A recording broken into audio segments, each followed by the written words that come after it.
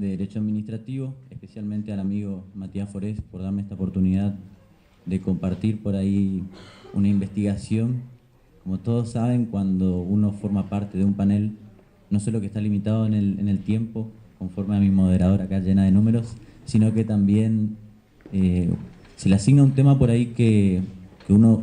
o solamente lo escuchó nombrar, no lo conoce, y es todo un desafío prepararlo, porque hay que investigar el tema, no solamente desde el punto de vista jurídico, sino que también informativo, de derecho comparado, de qué es lo que pasó con este tema específico en la Argentina y específicamente en Misiones, que es lo que me tocó a mí. Cuando lo recibí al tema lo acepté con orgullo y, como les dije, es un desafío. Y bueno, espero que en 20 minutos pueda explicarle o transmitirle por lo menos lo más importante de los contratos de participación pública y privada, que en realidad sería de la provincia de Misiones o lo que realmente pasa en la provincia, pero conforme a la investigación que realicé, en la provincia solamente hubo una ley que se adhirió a la Ley Nacional 27328, que es la Real Ley Nacional de los contratos de este tipo, y en la provincia nunca fue reglamentada. Por lo tanto, lo que voy a hacer es una especie de resumen de las cosas más importantes que pude investigar sobre el tema, y ahora veo que hay miembros de la administración pública y demás. Esto sirve para toda la provincia, para los municipios y para cualquier funcionario público, porque es un contrato administrativo en Reino Unido en los años 70 para la concreción de rutas y autopistas. ¿Cuál es el objetivo principal de este tipo de contratos? De que el Estado no realice la inversión para la concreción de la obra pública. Ahora bien, como todos ustedes saben, en el contexto jurídico, político y social que se creó esta ley, la 27328, en el Congreso de la Nación, en el gobierno de Macri, del actual presidente, supuestamente iban a haber una lluvia de inversiones extranjeras, y para ello, y con la intención de nuestro equipo económico de generar el déficit cero a largo plazo y de que el Estado haga las menos inversiones posibles y que reduzca el gasto fiscal, es por lo que se intentó con esta ley que se generen obras públicas, que se generen nuevas obras, que sean, obviamente, que cumplan un fin social, que sean de gran importancia para la sociedad, pero sin la inversión del Estado. Obviamente que al no invertir el Estado para la concreción de una obra pública, que sí lo tendría que hacer un privado, se va a producir una gran economía, o por así decirlo, el Estado no va a tener que invertir, y como todos sabemos, y como yo, después de todo lo que estudié y leí de lo que pasó en otros países, el privado, cuando invierte en un contrato de participación pública y privada, quiere recuperar su inversión lo más rápido posible. Entonces, el contrato de participación pública y privada tiene sus ventajas, que de todo lo que yo pude ver, la única ventaja es que el Estado no pone el dinero para la concreción de la obra pública. Y otra ventaja podría ser de que por ahí la administración privada tiene un funcionamiento más eficiente que la administración pública. Por ahí la administración pública no está tan bien vista en su funcionamiento como sí podría ser alguna empresa privada que se dedica a la construcción, por ejemplo. Pero las desventajas son mucho más. ¿Por qué? Porque si el privado realiza una inversión, pongamos un ejemplo de hacer una autopista, por ejemplo, el privado realiza la inversión para la confección de la misma, haciendo un contrato con el Estado donde haya participación tanto del Estado, que es el que tiene que decir que cuál sería la obra pública a realizar, y el privado que sea el que pone el dinero.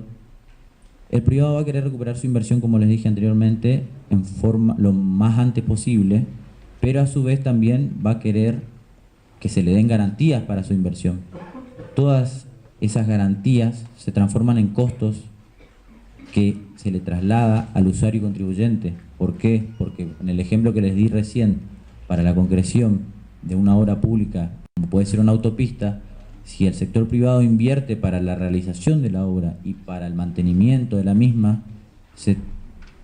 va a recuperar su inversión a través de la concesión o explotación de esa obra. ¿Cómo lo recupera? A través de un peaje. El costo de recuperación de la inversión que realizó el privado y el costo de mantenimiento se traslada directamente al contribuyente o al usuario de la autopista. Por lo tanto, es sumamente malo para la sociedad.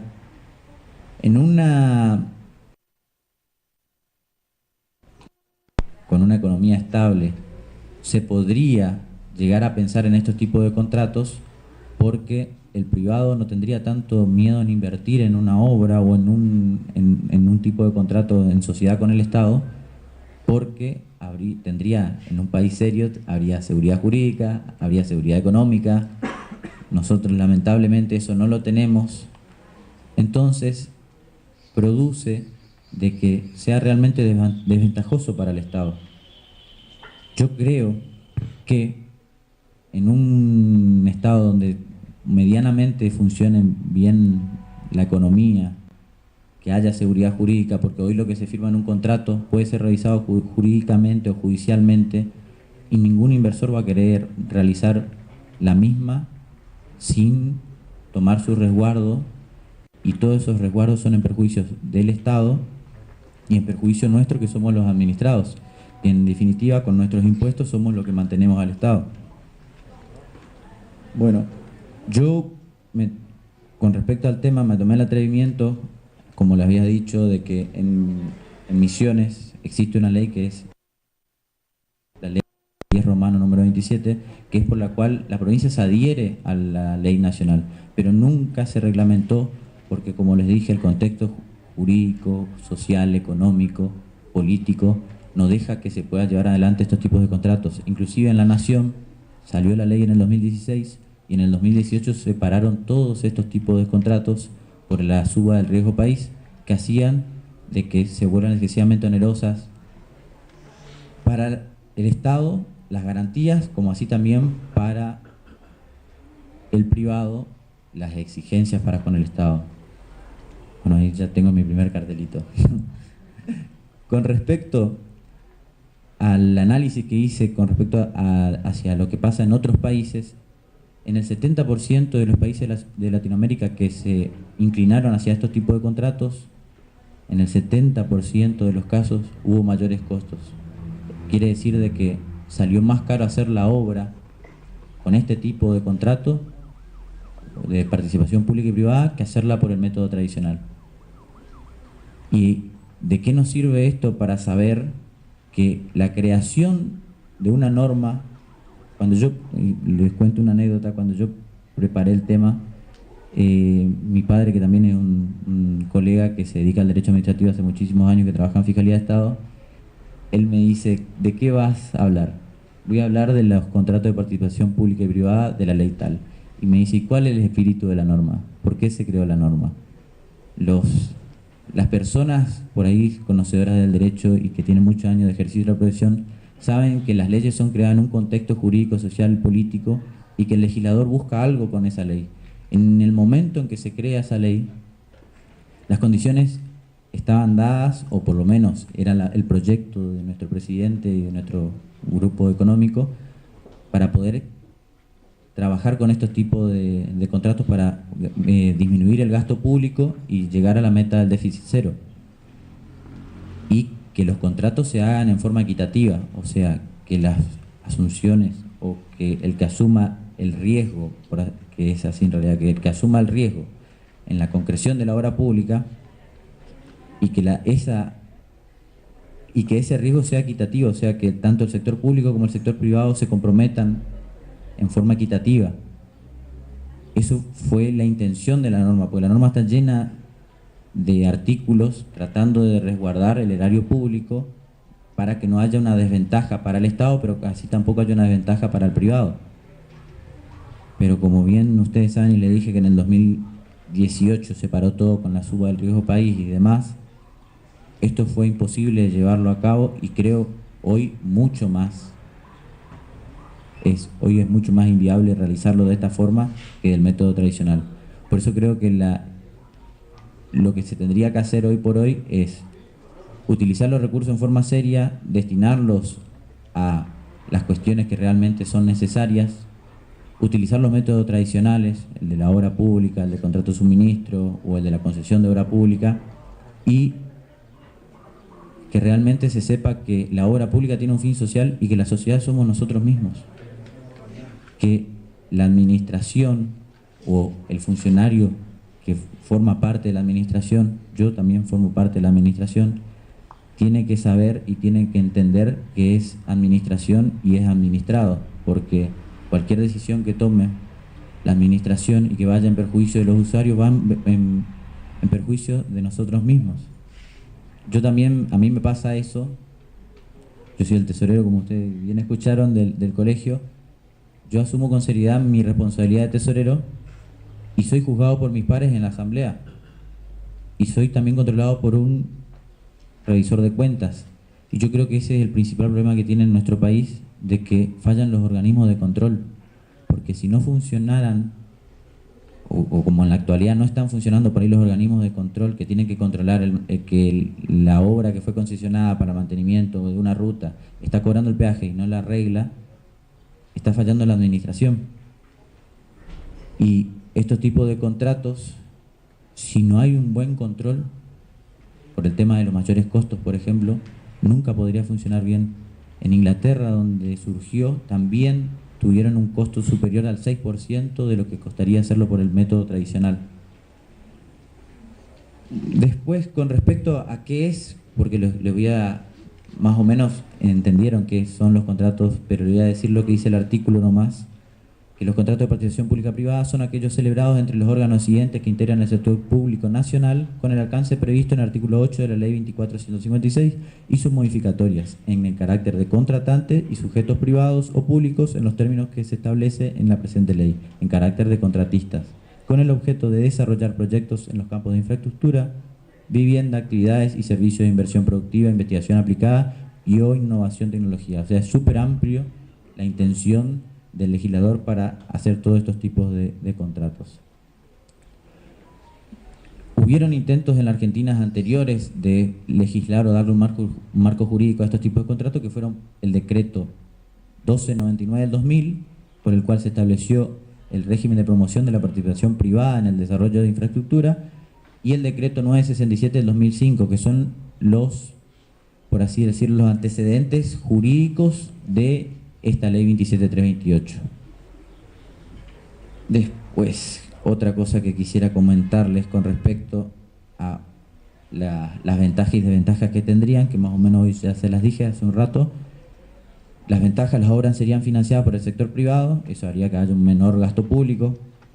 no se generaría deuda pública, se aprovecharía la gestión del sector privado, que muchas veces suele ser mejor que la del sector público. Ahora bien, las desventajas son mayores, la posibilidad de generar mayores costos, que se dio en el 70% de los casos en América Latina, el traslado de los costos a los usuarios, como les dije, la distribución de los riesgos. Mientras más inseguridad económica hay en el país, más el privado va a querer que se transmita el riesgo al sector público, y las garantías para la concreción de la obra. Va a ser siempre el que va a garantizar la concreción de la obra va a ser el Estado, o sea que va a tener que destinar fondos para que la obra se realice, o el proyecto que se haya intentado, se intenta hacer, se realice. Lo de la provincia de Misiones ya le comenté, estoy mirando mi bosquejo para no perderme nada, porque ya me quedan 2 minutos. Y les voy a finalizar con una reflexión mía personal, que la tengo escrita acá abajo, que se la voy a leer, que dice lo siguiente: en este país y en esta hermosa provincia en la que vivimos, que se encuentra en pleno desarrollo, es necesario plantearse objetivos concretos a corto, mediano y largo plazo, en lo relativo a la concesión de obras públicas, sin que esto comprometa el erario público, Con ello quiero decir que la administración de los recursos debe ser siempre seria. Para ello es necesario el correcto funcionamiento de los órganos de control de dichas administraciones. Yo siempre soy de los que piensa que si todos nos damos cuenta que cada uno de nosotros puede ocupar un cargo en la administración pública, pero a su vez entendamos que somos administrados también, vamos a cuidar y optimizar la utilización de los recursos. La obra pública tiene que tener un fin social y nosotros somos la sociedad. Muchas gracias.